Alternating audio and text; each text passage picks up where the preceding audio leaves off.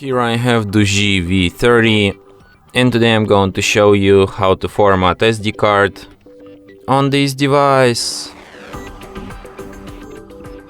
So to do this, firstly you should open settings, then you should go to storage section, switch from this device to SD card, tap here on three dots and select format. Then tap format SD card, and after a few seconds SD card will be fully formatted and ready to be used anew.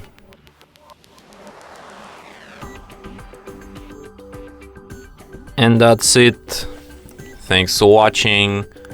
If you find this tutorial useful, don't forget to hit that like button and subscribe to our channel.